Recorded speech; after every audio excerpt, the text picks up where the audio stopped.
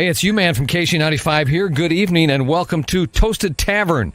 Your host, Scott Tobin, and the man called Wags are ready to bring you the night in sports. So pull up a stool, grab a drink, and let's get toasted. Good evening, everybody. I am Michael Wags, Wagon Connect, inviting you into the Toasted Tavern. It's a beautiful night here in St. Louis and kind of crazy considering it's the middle of July now and we're talking about beautiful weather here. Scott Tobin not joining me tonight. Unfortunately, he has gotten beat down by his early morning radio shifts. He's been getting up at 3 a.m. to work at the radio station and just has been working his tail off. So we'll have him back tomorrow night. I'm going to be joined by Mason, BluesFanReacts here in just a little bit as we're going to dive into the world of the NHL and the Vladimir Tarasenko saga, as well as the expansion draft. We're very excited to have Alex Ferrario from 101 ESPN joining us here in just a little bit as well. But before we get to that, we got to touch on the Cardinals because it has been a very interesting week for this team, and it's going to get even interestinger, if that's a word, as we get ready to face the Chicago Cubs in Chicago leading up to the All-Star break. Now, last night, the Cardinals did not complete the sweep. They fell to the San Francisco Giants 5-2. Johan Oviedo goes 4 innings, 2 earned, 3 strikeouts, 4 walks. It wasn't a great start from Oviedo. Yeah, he made it through 4 innings and only gave up the 2 earned run, but he put himself in a lot of bad positions. First inning, bases loaded, no outs. He was able to get out of it with just 1 run allowed, but not able to go deep last night, unfortunately. The bullpen gave up a couple of late runs when the Cardinals were able to get it to within 3-2.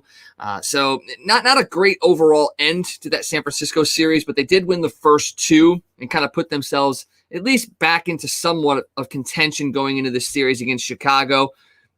Alex Wood, 7 innings, just an earned run, 6 strikeouts. Another guy that seems to confound the Cardinals, a left-handed pitcher. Just it's something that they just cannot get past. They cannot beat left-handed pitchers and soft-tossing lefties at that, and that's exactly what Alex Wood is. The offense had shown some bits of life, but it's really those 2, 3, 4 hitters in Carlson, Goldschmidt, and Arenado. They looked great. 4 for 11 last night, a run scored, an RBI, and a walk. But the 2 bookends, Tommy Edman and Harrison Bader, are combined 0 for 8 last night. So you couldn't get a guy on in front to be driven in by guys like Carlson and Goldie and Arenado. And then even when those guys got on base, Harrison Bader, Paul DeJong, Edmundo Sosa could not drive them in. And it's pretty much been the bane of this team's existence this entire season, is not being able to put together quality at bats with runners in scoring position. And it's going to come back and bite them in the butt as the season goes on. I mean, even if they have a good second half, which this team is a second half kind of team, these losses against the Pirates, against the Colorado Rockies, and if they lose any of these games to the Cubs, they could come back and be the reason why Cardinals don't make the playoffs if they make that second half run. And the Cubs are not great right now. They're 8.5 games back. They're currently playing Philadelphia and losing, whereas the Brewers are winning right now. The Cardinals are 9 back of first place. And this is a really interesting series coming up in Chicago because the Cardinals could get back into the race, essentially, get back over 500, put themselves in a good position coming out of the All-Star break if they play well against Chicago. But going to Wrigley, where we all know the Cardinals are not that good. And yes, they've had some good wins, but overall, it just feels like the Cardinals don't do well in Wrigley. They really don't, especially when they're on national TV. Oh, guess what? They're on national TV Saturday night. Not good. Don't watch, probably. It's going to be a real fun series, I think. The Cubs were on a long losing streak. They did break it against Philadelphia, so you don't have to necessarily worry about the Cubs having to break their losing streak because that's what the Cardinals do best, break losing streaks right now for other teams, especially last place teams. So it's going to be real interesting to see. Wade LeBlanc gets to start tomorrow. We'll see if he's able to continue his strong outings like he did in Colorado, like he did a couple weeks ago at home to really kind of put this team at least on the front foot of potentially getting back into the race. So it's going to be a really interesting weekend in Chicago. We'll see what kind of offense this team brings because that's really what it's going to come down to. The pitching staff has looked good.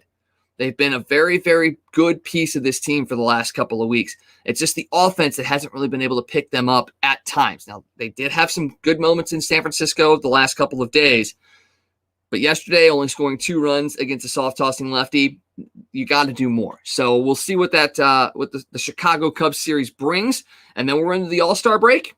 You'll get to see Nolan Arenado and Alex Reyes at the All-Star game. hopefully they don't, do too much and are able to be fresh when the season starts anew again, because this team is going to come home for 16 of the next 21. And if ever a time to get back into this race, it's going to be right after the break at home. Make sure you get your $6 tickets and your $6 cards cash on those tickets as well. And maybe you'll see some of us down at the game as well. Tom was down there a lot. Scott works down there, so you'll probably see him as well. So get down there, support the team, and hopefully the Cardinals can go on a run. All right, enough negativity around the Cardinals. We're going to go ahead and jump into the NHL as we get ready to have Alex Ferrario join us. I'm going to bring in Mason, BluesFanReacts, to talk a little bit about the Blues before we get into that interview. Mason, man, how are you doing tonight? How's the weather in Utah? Because it's beautiful out here. Is it nice out there too? Oh no, it must not be. I step outside and the rubber soles of my shoes sticks to the driveway. It is so hot outside. Get me out of here, Wags. Get me out of here. I will work for your Chick-fil-A. Please, just get me out of here. It's so hot. Oh, man. At least I know this is a cliche that people, especially in the mountain time zone, especially people in the mountain time zone say this, but it's a dry heat versus moist heat, that kind of thing. It's still heat. It's still heat. Heat is heat. I mean, I'm a guy who grew up in Seattle where there is an approximate 20-degree difference between summer and winter. I'm not used to this. I'm used to it being rainy 9 months of the year and cloudy the other 3. So, I mean, it's to be here and just, the moment the freaking moment April hits, it's like God's like, screw that place, and just gives us all too much sun. It's too much. I don't know if God is very, very happy with Utah. No. There's a lot of things in Utah that maybe God is not too happy about, but it's still, the mountains are beautiful. The mountains are pretty. That's true. I gotta say. At least we got pretty mountains to distract us from the fact that we are slowly dying and boiling. So, well, hey, I got to compliment you on your new mic as well. It fits the aesthetic perfectly. It's the blue and yellow. I know you had it custom made. Yes, it sir. Sounds nice too, and I can't wait to see how your videos progress with that, because I know it's going to sound amazing. Oh, what a hell of an upgrade. I mean, from using this is actually, I have my first ever mic I ever used right here. Wow. This crappy Fifine. I've actually never heard of that company, but it was like a $20 mic. I got it 4 years ago for Christmas or something like that, and I've used it. I used it for videos when I started making them, and it's what microphones have given me the love for what I do in content creation. So I'm just glad that $600 later, I have finally found the setup that I'm comfortable with and the setup that I've always wanted. And now I can just focus on content instead of saying, "Oh, this isn't giving me enough gain. Oh, this microphone makes me sound like a 12-year-old. Oh no!" So I'm glad, and it was worth it, because this mic I could have gotten, this mic with 2-day shipping, but I decided, what? I want to spend a little bit more time. And by a little bit more time, I mean an extra 6 weeks to get it color customized. But it worked out, because Wags, you're gonna be upgrading your audio setup as well with my SM58. So that'll sound great. So we'll be tricked out, my friend. This is gonna be great. We're getting it. Backgrounds are improving, mics are improving, video content is improving. It's gonna be a lot of fun. And apparently Noah. There was a hurricane last night. Yes, he lives in Florida. Noah lives in Florida. He's a friend of mine. I talk to him on Discord all the time. But there was a hurricane last night, and he wasn't on Discord. And I'm like, oh, yeah, his internet is out. No question about it. Hey, he got it back, though. He got it back now. He did get it back. Good man. Good man, Noah. We are happy that you're safe and sound, Noah, and I'm glad that you have the internet as well. We're going to have Alex Ferrario from 101 joining us here in just a little bit. But before we get into that, we want to answer one of our fans' questions. We're going to talk about Tarasenko, and we're going to get his take on everything involving that. But Abomination Gaming, what deal would you be happy with if Tarasenko gets traded? none of them. Like, I don't listen. I realized that, I made a Facebook post about it and it got surprisingly little hate. I thought I was going to get a lot of flack for posting this. But I said, you know what? Tarasenko won us a cup. Frankly, he can do whatever the hell he wants. And I didn't get any hate comments for that, surprisingly. But, he served his time in St. Louis. He served it well. I can understand why he would be upset with the franchise over his handling of the shoulder surgeries. When a report comes out, it's like, this player demands a trade. It's not like the guy bursts into the GM's office and goes, get me out of here right now. It's like, hey, listen, I did all this for your organization. We've both treated each other very well. I think it's time, since this is a business, hockey is a business, I think it's time for us to maybe, try a new avenue, maybe get myself to a better spot so I can have more success in the future. It's a very mutual thing. It's not like people seem to have this thing that Tarasenko is going to burst in a room in his broken English and say, I will have KGB on your ass if you don't trade me right now. Like, that's not what happens. So I think that you could get a reasonable return. And I actually posted this question out on Twitter and I asked people like, hey, give me your Tarasenko trade proposals. And people seem to think that he is the 2019 Tarasenko still, which works in our favor. He's not that way, but it definitely works in our favor. I'm sure GMs probably don't think the same way, but I feel like, if we were to trade him right now, we'd get some pretty okay value out of him. So honestly, but anybody who says that we can do Tarasenko for Tkachuk 1-for-1 is an idiot. Like, that's not going to, no. Calgary hangs up the phone. That's not worth it. So, we'll see what happens. I don't trust Doug Armstrong on a lot of things, but I will trust him to handle this situation. So, and we're watching some Tarasenko highlights right now.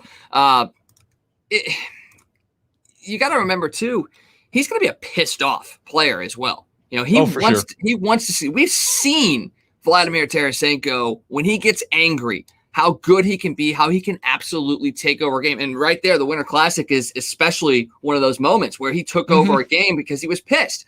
And you're going to get that wherever he goes. And it's not so much that he's going to be pissed at the Blues. It's more about he wants to show and prove that he still has something left.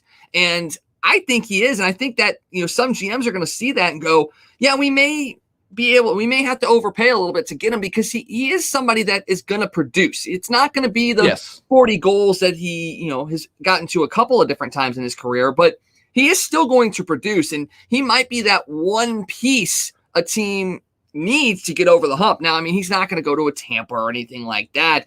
I think if the Blues are smart, they get him into the Eastern Conference, and that way they only have to see him a couple times. Our friends Corey and Ritchie are like, yeah, do you guys want Oliver Ekman-Larsson? We'll trade you 1-for-1 for Tarasenko. I'm like, no, we'd be seeing a pissed off Vlad for 8 games. I don't want that.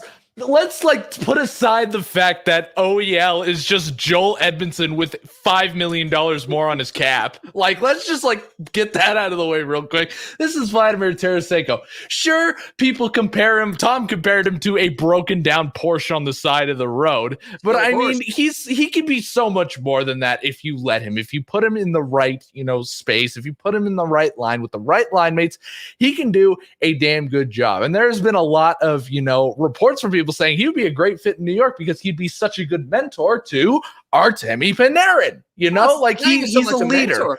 They're best friends. They're best friends too. Yeah. And they use the same agent. There could be a lot of line chemistry there. It would be great. But as I'm watching these highlights, I'm watching him after every single goal he scores. And the first thing you see is the biggest freaking smile on his face every time he scores or his teammates score or anything like that happens. It just proves he loves this game so much. He loves the fans of St. Louis. He's not leaving because he's sick of the fans. He's not leaving for any of that. Hockey's a business and people need to realize that, I mean, I just watch him. Look how freaking happy he is. He's so happy. He loves this game. He loves what he does. He knows he's good at it. He's raised his family here in St. Louis. He is proud to be in St. Louis. He was proud to represent the Blue Note. It's just sometimes it's just time for a player like that to move on. Yeah, it's about parting ways at the right time, and I don't have any ill will towards Vladimir Tarasenko. No. I wish he could finish his career in St. Louis. He's given so much. He went through the lean times. He got a Stanley Cup. Yes, he's had to deal with injuries, but sometimes a change of venue is what a player needs. I mean, even guys like a Joe Thornton. Yes, he was in Boston for a while, but he was in San Jose for a long time, and then he went to Toronto. I mean, you're going to see players change. The days of players sticking with one franchise for a long time for their entire career is almost null and void now. It just doesn't happen. I mean, we saw it last year with Alex Pietrangelo. I mean, we thought, yeah, he's probably going to stick around for the longest time, and that's not what happened. So for sure.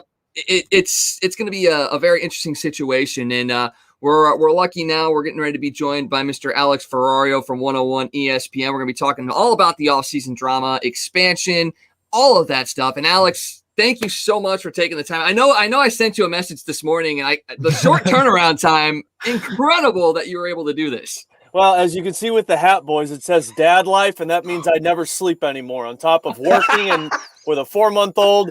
Basically, if you contact me anytime that's not 2 a.m., 3 a.m., I'm going to probably respond to you.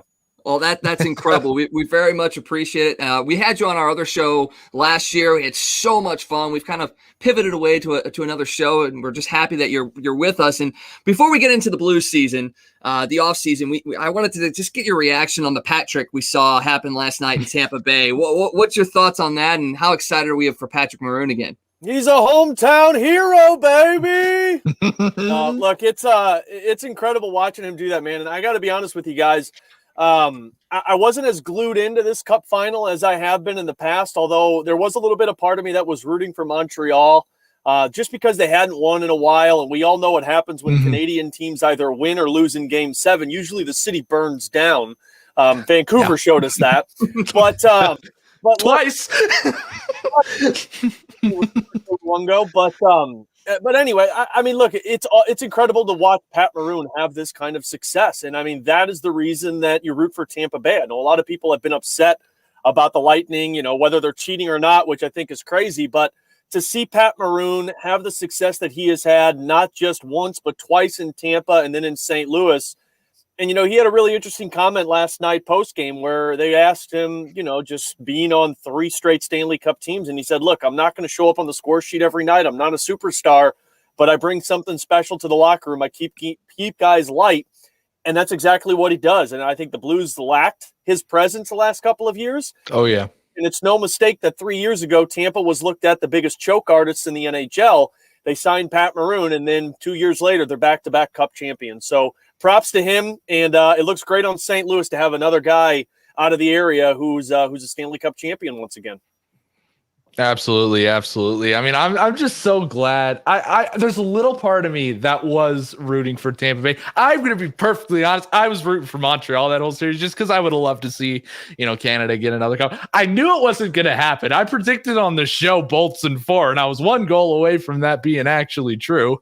But I'm so happy for Patrick Maroon. I'm so happy for the hometown hero to get his 3-peat, which is so well deserved. I cannot stand the people who are like, oh, he's just been so lucky. He is a key piece to these teams. He was key to St. Louis and the, like you said, the levity in the locker room. And I imagine it's the exact same thing in Tampa. I know he's found his love for the game again, a lot like Ryan O'Reilly. He loves what he does. And, I'm just happy to see him succeed for sure. So the Blues have been in off-season mode for some time now, and I think we're all expecting the expansion draft. Was this team needed to what was this team needed to focus on? But then Jeremy Rutherford dropped the bomb that Vladimir Tarasenko requested a trade. And does that shock you in any way? No, not really. By the way, I texted JR last night after he broke that news, and I said, thanks for giving us content on the radio side. Appreciate it, buddy. So phenomenal work by JR on The Athletic to do that research. And he just got back from vacation a couple of days ago. So puts his nose to the grindstone and starts getting all that information. But honestly, it doesn't surprise me. I think the writing has been on the wall for the last couple of years that Tarasenko was kind of, I don't want to say upset, but I think he just wasn't pleased with where his role was with the organization. And, I had no idea of what the reports are now that he was having issues with the medical staff and that there were shoulder problems. But look, I mean, this season, the last couple of seasons have been rough on him. I mean, he's played a total of like 34 games, and he hasn't been the same guy. You know, Craig Berube has called him out by saying that he needs to be a little bit more present in front of the net. Vladdy doesn't like that. Vladdy wants to be a shooter. You know, Vladdy was outspoken on the Russian media side about not being named the captain. So yeah, I think this was coming down to it. And then I think the emergence of Jordan Kyrou this year honestly kind of put a damper on Vladimir Tarasenko's spirits, because when Vladdy came back, there really was no role for him in the top six, because Kyrou was he was turning into a goal scorer. David Perron was the MVP of the team along with Ryan O'Reilly. Yeah. Lo and behold, you got a guy who has been out for 2 seasons basically and hasn't been scoring. So, you know, you hate to see something like this. You wish it would go a different direction. But to answer your question, yes, I think it was a matter of time before he was going to start to get a little upset with where things were and ask to be traded away. And you talked about the medical staff issue. That seems to be kind of like the push as to why the request for the trade was made. There are the other things, the captaincy and the emergence of other players, but do you see that the injury, the shoulder surgeries, his feeling of the lack of care he essentially got, is that the main gripe, or is that kind of a smokescreen for really like the real issues, like maybe with Craig Berube, maybe with the team itself? I mean, is it the injuries that are forcing it, or is it something else? I think it's a correlation of everything. You know, I always tell people with something like this, there's always 2 sides to the story. So, you know, we've heard the one side, and look, I trust JR more than anybody when it comes to reporting for this team. So I'm not saying his information is false, but there's always 2 sides of the story. Maybe the Blues felt that they wanted to go one way and it didn't work out twice, and Vladdy voiced his frustration. And look, at the end of the day, you're employed by your employer, and what they say is kind of the role. I mean, look at what just went on in Buffalo with Jack Eichel. I mean, he was outspoken about not getting the treatment that he wanted, and now we've gotten to this point. So to answer your question, yeah, I think that's a major portion of all of this. But again, I think you just kind of have to read the tea leaves here. You know, like the Blues have gone through a lot of coaches before Craig Berube, and every time we hear Doug Armstrong talk about the team being independent contractors, you have the multiple shoulder surgeries from Vladimir Tarasenko. You then have the captaincy that was reported that he was disappointed that he wasn't named. And I don't think that was the end all be all by this, but I think he was disappointed. And then when his injury did what it did, and then he comes back, and then Kyrou's playing well, and then the World Championship turns in where he goes over to Russia. I just think it was kind of a culmination of everything. And when he changed agents, I think that was kind of the writing on the wall. When he left Mike Liut and went to the agent with Artemi Panarin, I think that was the writing on the wall to where Vladdy felt like, you know what, I might be better off going somewhere else. And, you know, as much of a Blues fan as I am, and on the reporter side of it as well, like, I get it. You know, like if somebody's not happy where you're at, you're going to look elsewhere. And he just must not have been happy where he was. But I don't know if it was all on the surgery mishap. I think there's a lot more that goes into this than just that. Yeah, well, as me and Wags were talking about earlier before you joined, you know, hockey's a business. You know, at the end of the day, it's just what it is. You know, players are gonna, you know, want a fresh start with their team. It's no disdain towards the organization itself. It's just, hey, I'm looking for a fresh start. It'd be in the best interest of both parties if, you know, we work something out in this avenue. But I wouldn't really be surprised. I'm not really surprised that Tarasenko came out with, you know, my injuries weren't handled correctly. I don't think the Blues have handled injuries correctly, you know, ever, you know, at least since I've started watching hockey about 15 years ago, that kind of thing. I mean, we saw the same thing with Robbie Fabry. You know, he was out for a whole season. It was pretty obvious he wasn't too happy with the organization. He was happy. He was happy that he got a trade worked out in the point. So I guess my question is, do you think that this sort of trade thing, do you think this was in the works for a while, or was this something that, you know, maybe spur of the moment after his second surgery might have, you know, came around? I don't know if it's been in the works for a while. I mean, you just kind of go back on this. I mean, look, 2 years ago, he was a Stanley Cup champion. I mean, how could you sit there and say, oh, man, I won out after I just won a Stanley Cup? And frankly, it was the same team coming back other than Joel Edmondson and Pat Maroon. But then you looked at the upgrade of Justin Falk. You're thinking that team's another Cup contender. So I really think you probably have to look at the last couple of seasons and the amount of time that he missed. And, when Jeremy's reporting, it came out that he wasn't happy with how it was handled in Vancouver, of how long it took them to send him back to a doctor to get a second opinion. It's hard for me just to believe that this has been in the works for a long time with Vladdy because, he's been such an effective player for this team. You go back to 15-16 when he scored 40 goals. People were talking about this guy being the next Brett Hull on this team. 16-17, this guy was given a letter A with Ken Hitchcock era. So, you saw the gradual progression of kind of Vladimir Tarasenko.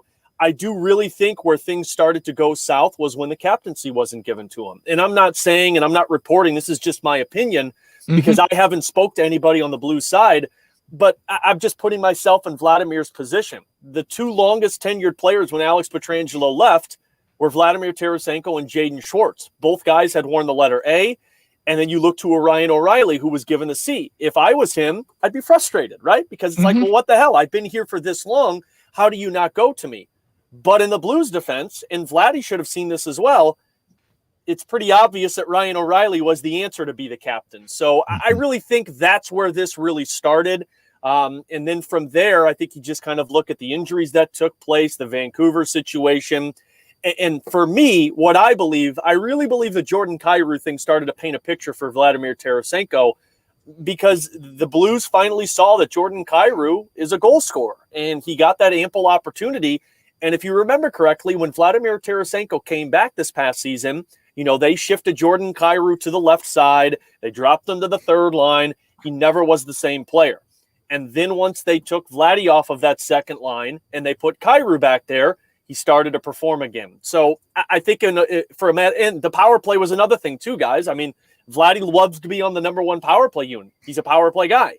Well, not when Mike Hoffman's on this team and he's scoring goal after goal after goal when Craig Berube's using him there. So I really just think that it started with the captaincy, and then I think it kind of all filtered through. The surgery situation came in, and this past year, I think it finally just hit him that it's like, look, this might be best for both of us if we look elsewhere. Yeah, and Vladimir, he worked so damn hard to continue to improve year over year. He came into the league, like you said, he was a 40-goal scorer, people thinking, oh, next Brett Hull. But then he really focused on defense, and he became an amazing two-way player.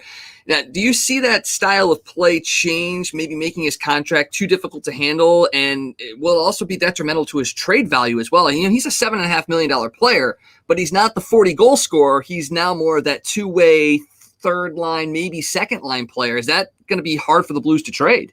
Yeah, this is going to be the most interesting side of this. And I said this earlier today on 101 ESPN. I think this Days of Our Lives soap opera is going to get even more crazy as we move along because Vladdy holds all the chips, guys. Look, he's got a no trade clause. He's going to be an expensive player, but he's not going to go to Doug Armstrong and say, hey, send me to whoever you want to send me to as long as you get the best return. No, he's going to say, hey, I'm going to these teams, and if you don't send me there, I'm not going to be willing to be traded. So this is going to be really interesting, and it's so hard to tell with something like this because, yes, he's had 3 shoulder surgeries, and anytime you have a surgery on the same spot multiple times, that's going to drop you down a peg. People don't look at Vladimir Tarasenko as the 40-goal scorer. But if I'm an opposing general manager and Doug Armstrong calls me, yeah, I'm going to make it look like to him that, no, I don't want this guy. He's not going to be a 40-goal scorer again. But in the back of my head, I'm thinking, okay, this guy's 30 years old. He's ticked off because of what happened in St. Louis. He's shown the power of being a goal scorer to 40, 45 if he wants to get there. I'm going to take a shot at this. But I'm not going to give you what you want because that's the deal of the trade, right? Like, I'm not going to make it look like I want to give you the most. So I don't think it's going to be as easy for Doug Armstrong to pull off this deal like it was for Yori Laterra or for Ryan O'Reilly. Now, I say this, and tomorrow we'll find out that he acquired Matthew Tkachuk for Vladimir Tarasenko, and they're eating all $9.5 million. We can pray. Look, Doug has already found 2 general managers to block his number from Buffalo and from Philly, so I wouldn't be surprised if he does it for a third time. But I do think this one's going to be a lot more difficult. And if I'm the Blues, I think priority number 1 for me is to just move on from Vladimir Tarasenko. I'm not looking at it as, well, I got to get this guy or I got to get this piece. I just need to move Vladdy because at the end of the day, my cup window's open. There's names on the free agent market that I could go after. I can try and trade some of the pieces that I have in my system to upgrade. I just need to move on from that $7.5 million and from a player that doesn't want to be here. If I do that, I think it's a success in my opinion. Now, if I can get something back that either helps me this season, helps me in a trade with another team, or sets me up for the next couple of years, I'm going to look into that as well. It's just a matter of how desperate other teams are, and I just don't know how desperate they're going to be.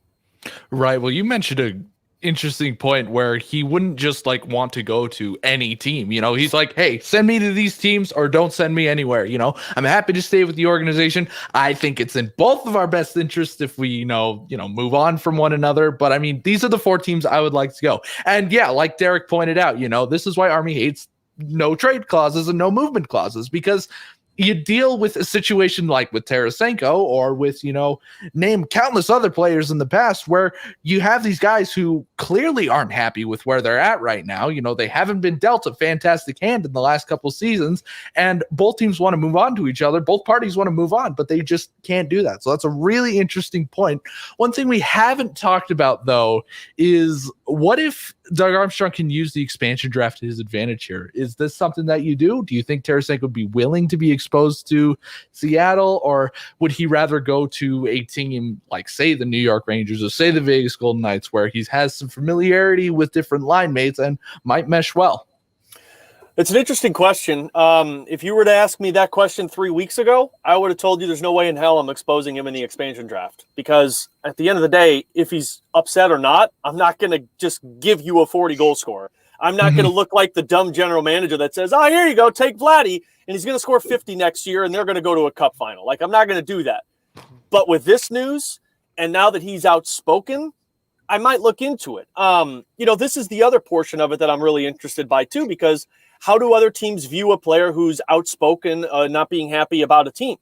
Because we've seen in the past that guys that do that, sometimes it's a lot more difficult to trade those players away. Now, sometimes GMs pull the deal off, like Matt Duchene, who said that he just wants to go play for a playoff contender, and then, of course, he goes to Ottawa, and that never happens. But look at what they got for him. They got a couple of nice pieces, and then they got that first-round pick that turned into a 3rd overall draft pick. So there's teams out there, but I think when you put everything together for Vladdy, it's going to be difficult. With the expansion draft, if I'm Doug Armstrong right now, there's 2 ways of looking at this. If I can pull off a trade before the expansion draft, I'm going to do it. Or if teams show me interest before July 21st, when that expansion draft happens, then I'm going to protect Vladdy, because while I try and work out this deal, I'm going to make sure I keep this piece because these teams are interested. If nobody's biting on this hook, if nobody wants Vladdy, if teams are offering you a 7th round draft pick and a couple of hockey sticks, then I'm going to expose them, because at the end of the day, we all know how this expansion draft is set up. You get 7 forwards, 3 defensemen, and 1 goaltender. We all know the 3 defensemen. We all know the goaltender. And I think we all know 6 of the forwards. The 7th one comes down to Vladdy, Schwartz, or Barbashev. I don't see the Schwartz situation happening, because he's a UFA and you could still negotiate with him afterwards, even if Seattle selects him. I think if I'm Doug and nobody wants to trade for Vladdy, then I'll expose him and hope that they take him. And if not, then we'll still work on a trade.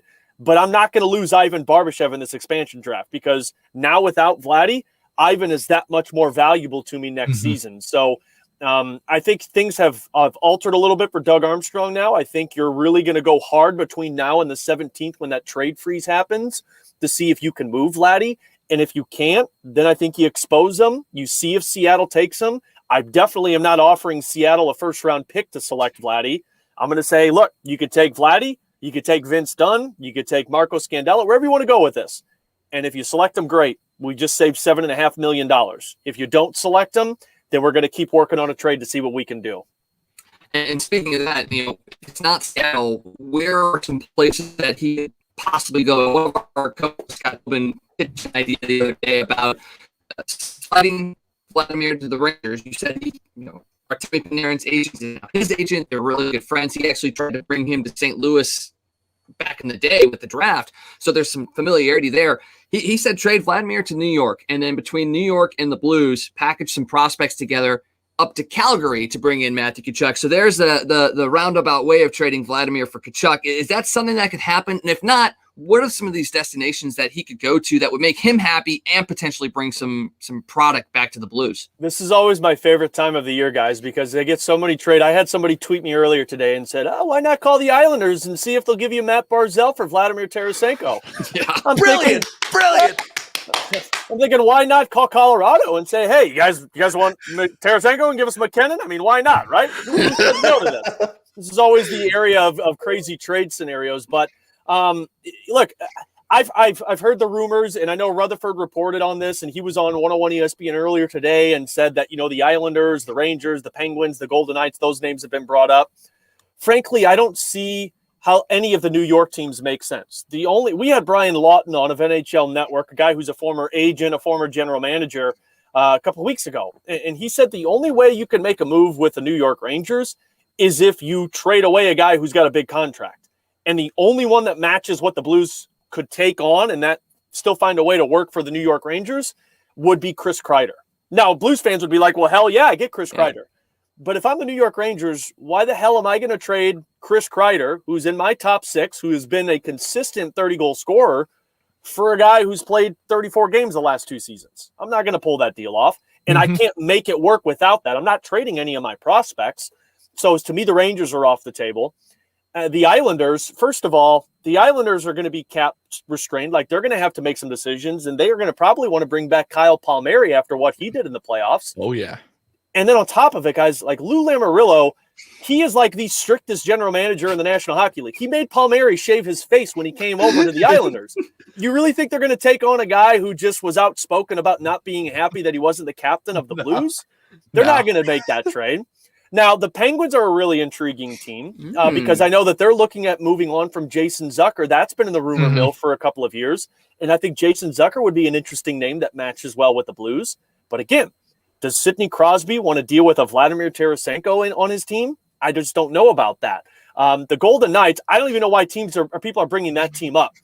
They don't know what the hell they're doing right now. Like, I've heard they're going to go for Jack Eichel. There's no way Vegas Golden Knights are going to acquire Vladimir Tarasenko. And on top of it, they have Alex Pietrangelo, who is just a part of a team with Vladimir Tarasenko. So is he telling them, nah, we don't need to deal with that right now?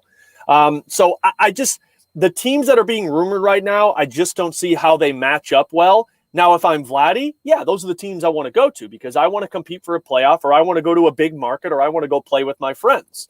There are a couple of guys or places that make a little sense to me that I'd be interested in. Joe Haggerty of the Boston Bruins made a good observation earlier today saying, what if they took a shot at Vladdy and put a package together of Jake DeBrusk, Trent Frederick, and a first-round draft pick? And I'm thinking, look, if Boston's going to take all of that money, maybe they ask for Vince Dunn as well. I'm going to pull that deal off because I think that's a pretty solid deal.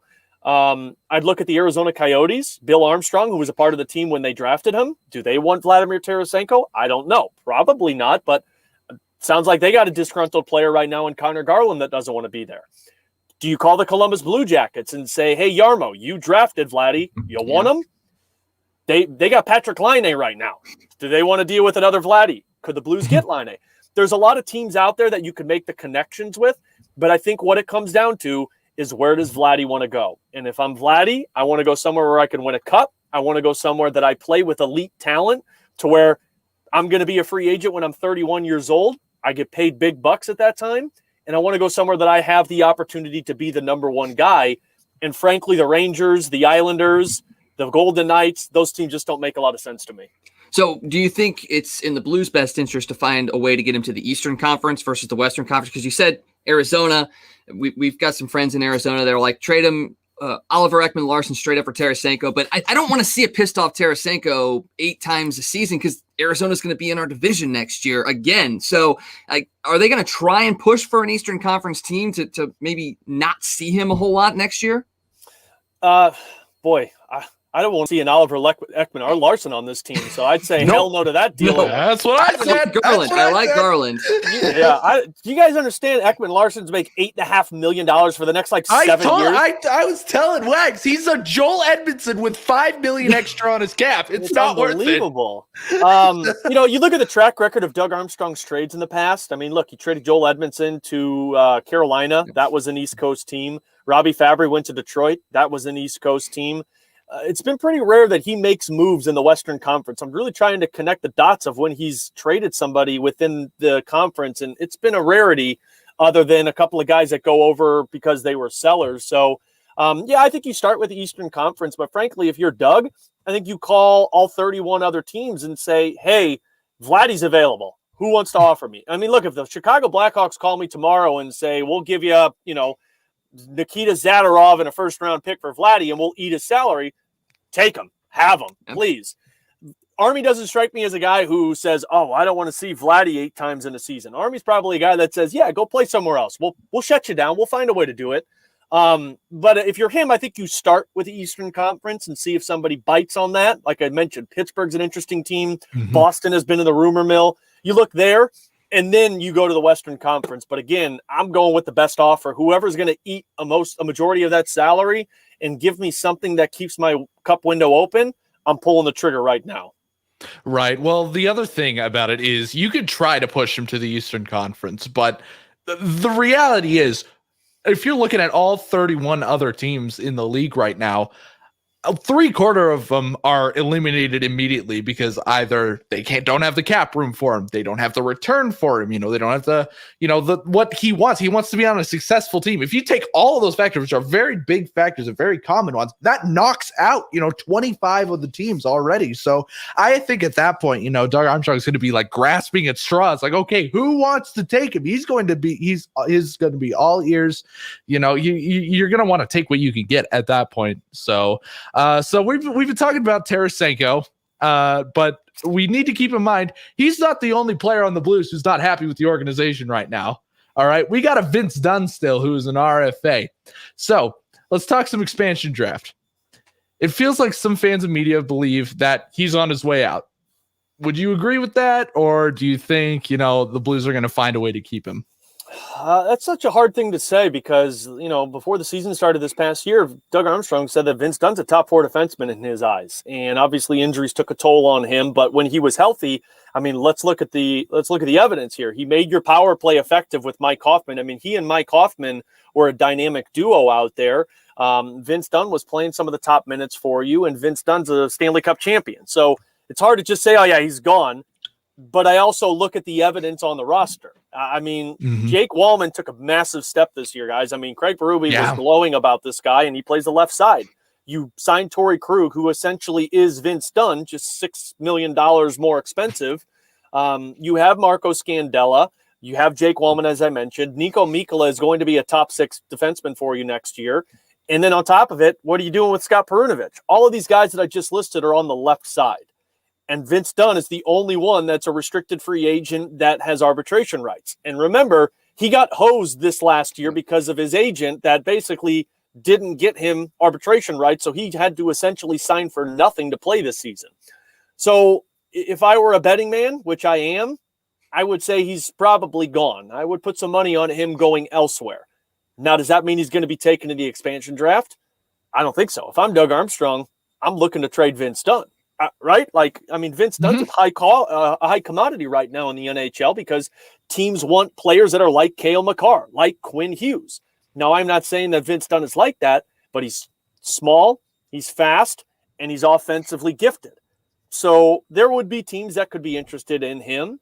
I'm looking to move him because let's look at it this way, guys. If you can pull off a deal before the expansion draft hits, and let's say you move Vladimir Tarasenko and Vince Dunn, now, you're getting pieces back, so you're probably going to have to protect those, but you're also taking some of those commodities off the table for Seattle to make their decision a lot more difficult of, well, do I want to take Zach Sanford? Do I want to take Sammy Blade? Do I want to take a UFA, Marco Scandella? So if I'm Doug, I'm trying to trade Vince Dunn because I think he could warrant you something in return. Maybe there's a package that you could put together with him and Vladdy and another name on your roster. I just think before I hit expansion draft and before I say that Vince Dunn's going to be taken, I'm going to look everywhere I can to try and make an upgrade. And like the Vladdy scenario, if nobody bites, then yeah, I'm going to leave him exposed. And if they take him, great. If not, then I have Vince Dunn to either be on my team and help me next year, or I can trade him once the arbitration rights get complete and teams have a better idea of what he wants.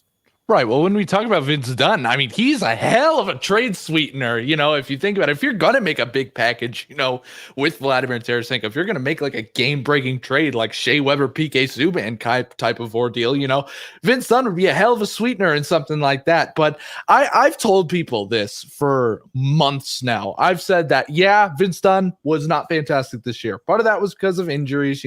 We've seen these hot flashes of Vince Dunn where he's been by far the best player on the team. But it just doesn't happen consistently enough. And I feel like a wake-up call, in the form of a trade or going to another team, whoever we trade him for, if he's the main asset in some form of trade that we do for him, he's going to make the Blues look stupid.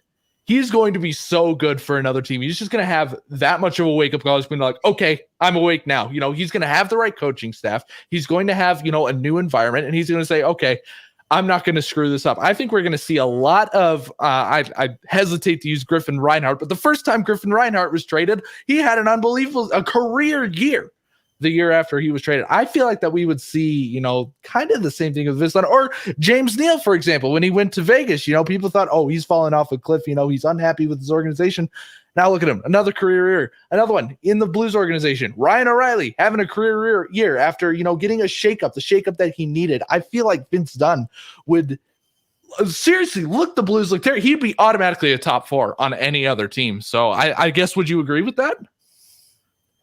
Yeah, I mean, I'd have a little bit of a pushback on that, though, because there are some teams I don't think he would be a top 4 defenseman. There are some teams that would put Vince Dunn in maybe your bottom pair, or you'd put him on that second pair and he'd be good.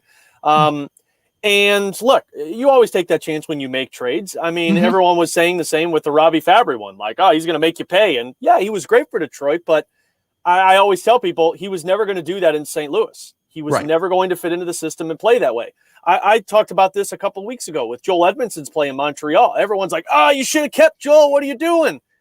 Joel Edmondson was never going to be used the way he's used in Montreal and St. Louis. He was always going to be a depth defenseman. He was never going to play in the top 4 because you had Bouwmeester, you had Pietrangelo, you had Parayko, you had Dunn. Frankly, Carl Gunnarsson was playing really good for the team in the top 4. There are some guys that you look at and you say, man, I wish you wouldn't have traded him, like the TJ Oshie one. That always stings. But there are other guys that you look at and you say, you know what? They're never going to meet that potential here in St. Louis. And I think Vince Dunn falls into that category. I mean, we all know, what were we saying in the playoffs? This team needs to get back to the physical brand of hockey. Stop with the finessing and the talent and the speed.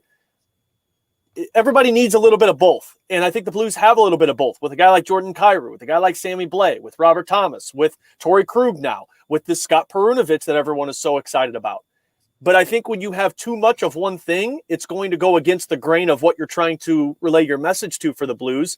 And I think that's what got the Blues in trouble this past year. I think Doug Armstrong was trying to go a little bit against the grain and say, now we need more speed in our lineup because look at Colorado, look at Vegas, look at Minnesota. These guys are fast. We need to compete with these guys. And when at the end of the day, you needed size. And for me, the biggest need other than a top left winger for the Blues this offseason is a guy who could play big in our own end. And for me, the golden goose is Jamie Alexiak. Alexiak, he's 6'7". Wags' favorite player. Wags' favorite player. I mean, Alexiak 6'7". Vince Dunn 6 foot. There's a little bit of a difference there. So, you know what? He might be a top 4 defenseman on another team. Heck, he might make the Blues look stupid. But I'll always look at that if he goes on and has a great career, and I'll say, good. He was supposed to do that because he was never going to meet that here in St. Louis. And you talk about size being a big key, and I kind of want to jump back to Pat Maroon real quick. I mean, he does have another year left in Tampa Bay. Is there any possibility that maybe he knows he's getting near the end of his career? Do you think maybe he goes to Tampa and says, hey, maybe I'd like to go back to St. Louis for one more year? Yeah, it may not end in a Stanley Cup championship, but do you see maybe potentially the Blues or Tampa working on a deal? Tampa's cap strapped as well. It's only $900,000. But we need size, and we saw what he did here in St. Louis. Could you see that possibility being there? Man, I'm going to break both of your hearts right now. I'm so sorry. I'm so sorry. No, I don't see it. I don't either. I don't either. But, I know. I see. Have a heart, Alex. Yeah, I know. Don't hate me. I'm just going off of the situation here. No, the way I look at it is, like, we talked with Pat Maroon when he signed with Tampa a couple of years ago, and we asked him, why not St. Louis? And he said, look, they didn't even offer me a contract. Yeah. And I mean, he got $900,000 to go play in Tampa, and he wasn't even offered a contract by Doug Armstrong. Mm-hmm. So Doug Armstrong felt like they needed to go in a different direction. And as much as people say, well, that was a terrible decision, you should have went back to it. That's your general manager. That's your president of hockey operations. So unless he has a change of heart, I don't see Pat Maroon coming back. And frankly, guys, Pat Maroon is like the Tom Brady of hockey. Like everywhere he goes, he wins a Stanley Cup. If I'm Pat Maroon, I'm not going to go back to St. Louis. I'm going to stay in Tampa because they got a guy named Vasilevsky who basically nobody can score on. They got a guy named Kucherov who will go to the LTIR for 82 games and then come off of it and win a Stanley Cup. So if I'm Pat Maroon and I've meshed in a locker room and I'm playing for the guy who was my coach in juniors when I was a little kid, I'm not going to go anywhere else. I think I'm going to stay in Tampa for the rest of my career. Now, could there be a scenario where he does kind of a swan song in St. Louis? Maybe, but then that comes back to the Doug Armstrong, and I just don't know if he'd be willing to give a contract if he wasn't willing to do it after they won a cup. Yeah, I 100% agree. And I got one more question before we kind of wrap things up, and it has to deal with the LTIR because it's so different in hockey. You can stash a guy an entire year there and then bring it back for the playoffs.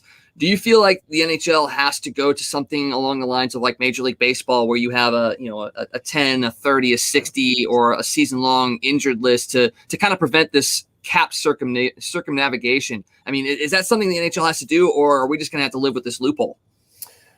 Well, let me follow up your question with a question, boys.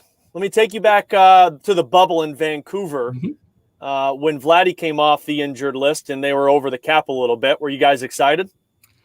Trepidatious because we weren't sure what the injury. I was nervous. I mean, getting Tarasenko back. Happy to have him back. Oh yeah, definitely. Now let me take you to this. Now let me take you back to this past offseason when the Blues said, "Hey, Alexander Steen's not healthy. He's got to go to the LTIR. Oh, we're going to use this money for Mike Hoffman."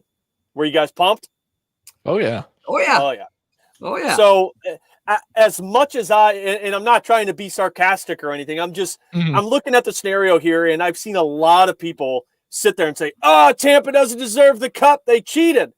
No, they followed the rules. And I mean, look, Kucherov wasn't ready to play at the beginning of the season, and they felt like we have a great team. We can keep some of these pieces together, and we can go out there and we can make a push. That's nothing saying that Tampa couldn't have been bad this season, and then all of a sudden they don't make the playoffs, and it doesn't matter if they get Kucherov back. So I don't think you change anything. I don't think at the end of the day, having Kucherov or not having Kucherov, I don't know if Montreal could have competed with Tampa because Tampa was the better team. And I think you could say that for the opponents that Tampa beat. They were the better team with or without Kucherov. So I don't see them really changing much with that. Now, maybe there's some GMs that aren't happy with it, but I mean, it's hard to argue with what they've done because other teams have tried to abuse that as well. I mean, the Blackhawks took advantage of that a few years when they won the cup. The Kings were close to that as well. So that's how that's how the NHL is set up right now. And frankly, I think if you're a GM and you look at Tampa, I'm not going to build my team in terms of, we're going to try and make sure they can't beat us in the loophole. I'm going to build my team saying, okay, well, how do I shut down these players and how do I score goals on Vasilevsky? So, no, I don't know if they change that, but, you'd never say never because I guess I'm sure there are some GMs that will sit down and say, no, this isn't going to fly anymore. And then they'll get to the drawing board. Yeah, well, for sure. I mean, at first I was very vocal about, Tampa's cheating, but I thought about it. I'm like, no, this is something that any team can take advantage of. And actually, I'm like, props to Tampa for figuring this out. Like, that takes some serious cap gymnastics to do. And yeah, like you said, I looked at our Mike Hoffman signing and I looked at, the gymnastics we pulled with, with teams, with players like Tarasenko and Steen, especially, early in the season. That was key to Mike Hoffman actually coming to St. Louis. So yeah, I'm totally agree with you there. It's something that any team could take advantage of. And if that's the case, is it really cheating? Yeah, I don't think so. Yep. So. And one more question real quick. Do you think they bring back Mike Hoffman this year, especially if they get the Tarasenko thing done? We're gonna talk about this tomorrow on our show, but good tease. But what can I say? 11-2, 101 ESPN, boys. I think you have to look at it now. The only hesitancy I have with Mike Hoffman coming back is he just didn't mesh well with this team, right? I mean, there were people talking at the trade deadline of trading Mike Hoffman because they were sick of him. So, I mean, I think you look at it because he's a power play guy, and frankly, he's going to score 25 goals for you in a regular season, which you always need, especially if you're not bringing Vladdy back. I'm only bringing him back if it's on a friendly deal for the team.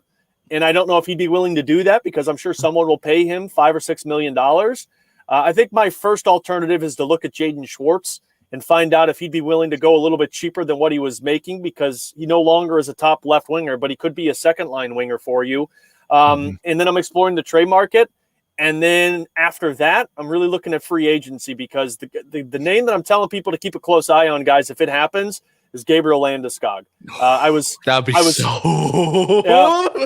was listening to Shane O'Brien and Scotty Upshaw on their podcast Missing Curfew this afternoon, and they do a rumor segment, and be for what it is, it's a rumor.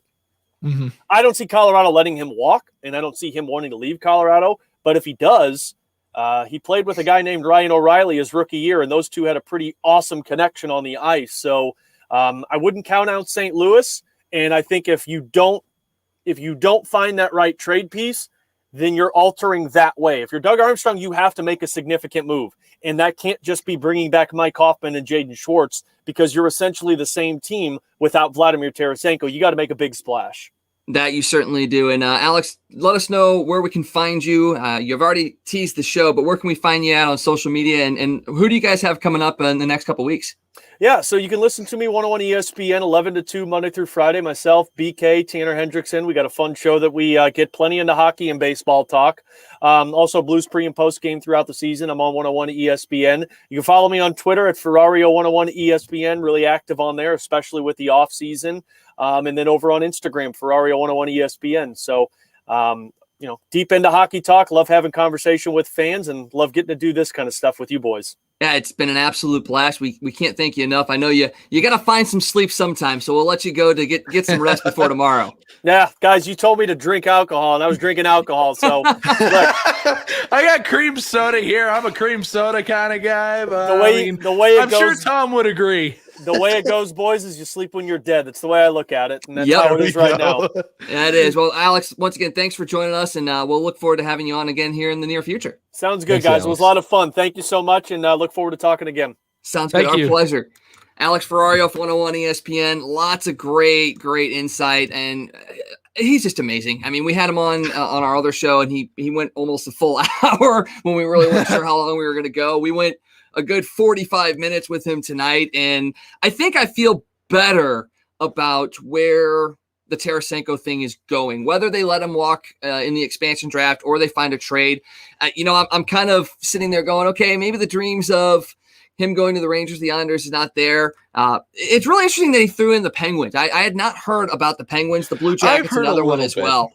I've heard a little bit about the Penguins, but a lot of the fans, the thing is the GM would love it, but the fans are like, does this really work? And they're getting a lot of pushback that way. And, he mentioned does Sidney Crosby really want to deal with, Vladimir Tarasenko on his wing when he's already got two solid linesmates that he meshes very well together? If you don't put Tarasenko on Crosby's line, there's no point in having him on the team, honestly, because you're not utilizing him. So I think that's where a lot of that pushback from the fans comes from. Who knows? Hockey's weird. Hockey doesn't exist. We've gone over this. But it was really nice getting Alex's input. It was great having him on the show. Stumbling on my words a little bit because I'm a little bit starstruck. This is Alex Ferrario, the guy that I listen to on 101 ESPN literally all the time. I'm now, oh my gosh, we're in a freaking StreamYard call with him. But, lovely having his input. He actually, he definitely made me a little bit more comfortable with having Tarasenko, maybe be shopped for something that's, better for both parties. So always nice having that. It is. And a couple news and notes before we get out of here.